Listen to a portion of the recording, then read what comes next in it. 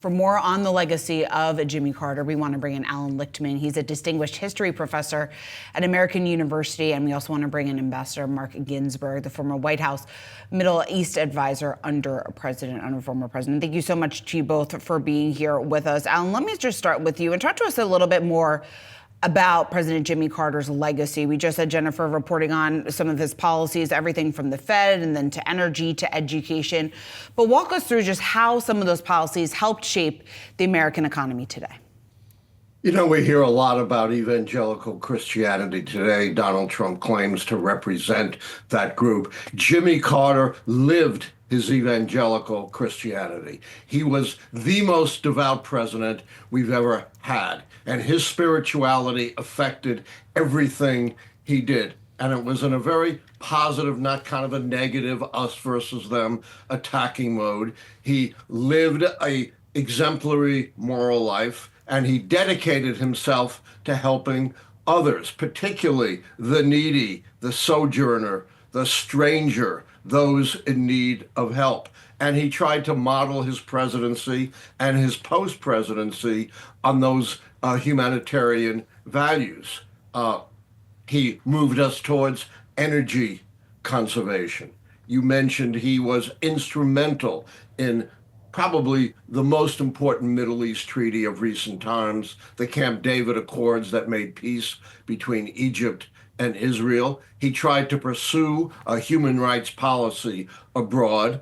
And then all of this was reflected in his post-presidency. Of all presidents, Jimmy Carter's leadership cannot be summed up in his 4 years as president. He was our most significant former president, devoting decades to fighting the scourge of disease in less developed countries, monitoring elections, working for international peace, right, trying to diffuse conflict. We talk a lot about the lack of affordable housing today and the rise of homelessness. Well, Jimmy Carter was doing something about that through his work with Habitat for Humanity. And, you know, while we do tend to focus his presidency on the tragedy of the Iran hostage crisis, the stagflation, it wasn't just high inflation, it was high inflation and unemployment. There was so much he did in a positive way. Camp David, SALT II, right, moving us towards energy conservation. And Allan, I want to pick up on that exact point, the Camp David Accords. And Ambassador Ginsberg, I want to go to you on this because as Allan was just pointing out, Jimmy Carter really brokered that historic treaty with Israel and Egypt. And I know you have such an expertise in the Middle East. Can you talk to us about the historic significance of his foreign policy work and perhaps any lessons that could be held for the incoming administration in that work? I had the privilege of serving on his senior White House staff, working on the post-Camp David Palestinian autonomy negotiations for the president, working directly with his envoys, traveling with his envoys to meet with President Sadat and Menachem Begin, the prime minister. And the legacy of the president, and a legacy that I had the privilege of spending time discussing with him when I was ambassador to Morocco and when he came to spend several days with us with his wife, Rosalind, led me to conclude the following. His legacy in the Middle East was almost too premature. He negotiated, obviously, one of the most formidable and important peace agreements between Israel and Egypt, but most importantly, he set the stage for what essentially was a search by the United States for Palestinian statehood. He's not given enough credit for the perseverance that he committed to this, something that obviously has not been achieved. But more importantly, what he also did was set the stage for Israel to be able to begin the framework of negotiating peace with other countries, which ultimately led to a peace treaty with Jordan as well.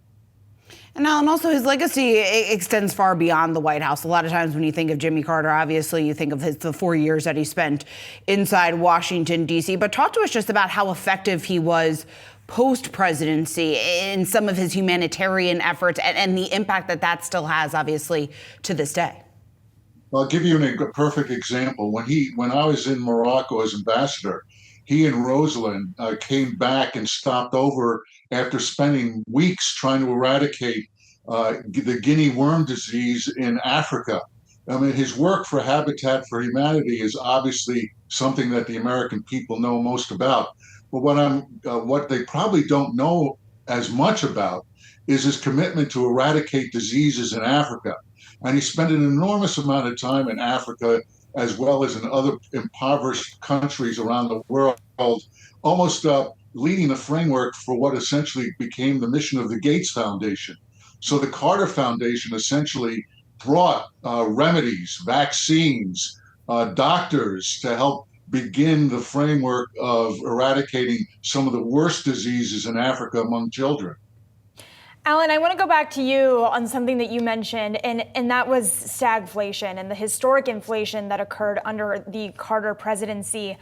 What was the defining factor, would you say, of his ability to support Volcker, the Fed chair at the time, in combating inflation? Well, inflation was a five-alarm emergency for Carter, and he felt that very strong medicine was needed to break the back of inflation. As you say, we were panicking about 9% inflation, yet under Carter was 14 to 15, and unemployment was high as well. This was a critical factor in his losing re-election in 1980 when Reagan talked about the misery factor. But if I may, I'd like to tell a personal story, which nobody knows, which I think really is emblematic of the kind of person Jimmy Carter was. May I? Yep. Yes. In 1979, I was a serious runner, and I was running in the Catoctin Mountain 10-kilometer race right outside the presidential retreat at Camp David. And I looked to my left, and a few yards away from me is this skinny, pale guy who looked like he was wearing his underwear. And I'm thinking, oh my God, that's President Jimmy Carter.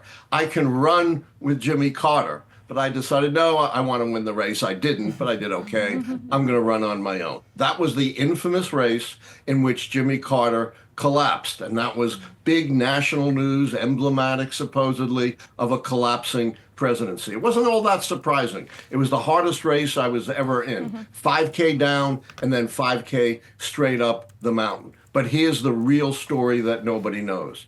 After the race, we gathered when they give awards to those who did well. And guess who shows up with no press, no fanfare, no PR? Jimmy Carter. And he gives us this incredibly uplifting, extraordinary pep talk. 45 years later, that's still seared in my brain. That is really emblematic of Jimmy Carter, not the collapse about which everyone was speaking at the time.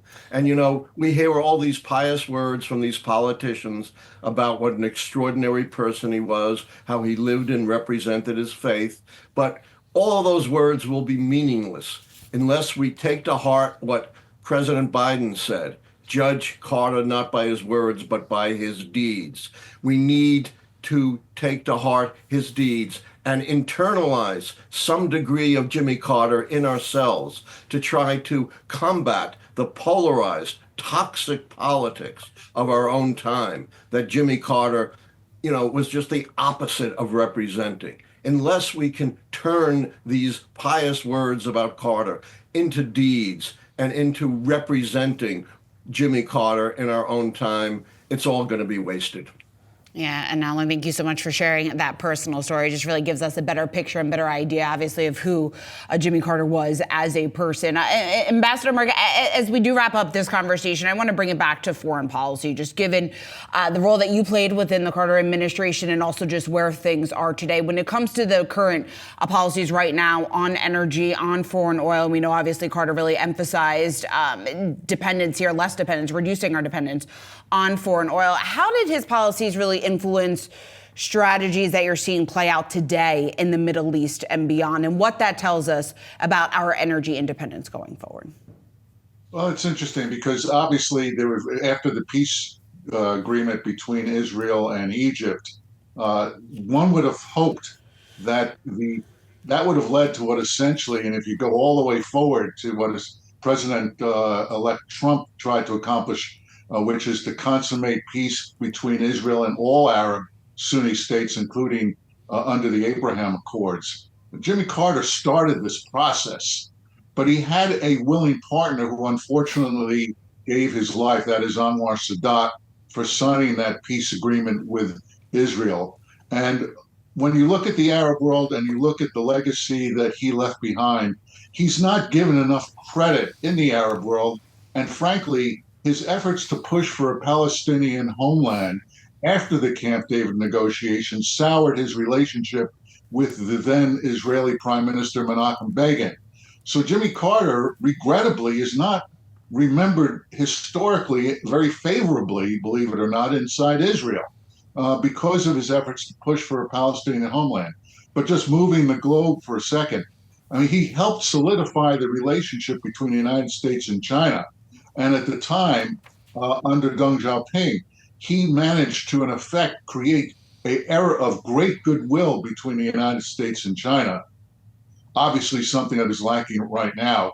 And as Allan mentioned, my good friend Allan mentioned, the SALT agreements that he helped negotiate with the Soviet Union were critical in helping to bring about a period of arms control negotiations that led to further type of negotiations, which unfortunately have begun unraveling as a result of the war in Ukraine. All of these challenges really reminiscent of the challenges we're also experiencing today. So thank you both for giving us such a great overview of the Carter presidency and his legacy. Really appreciate it. Great to see you, Marc.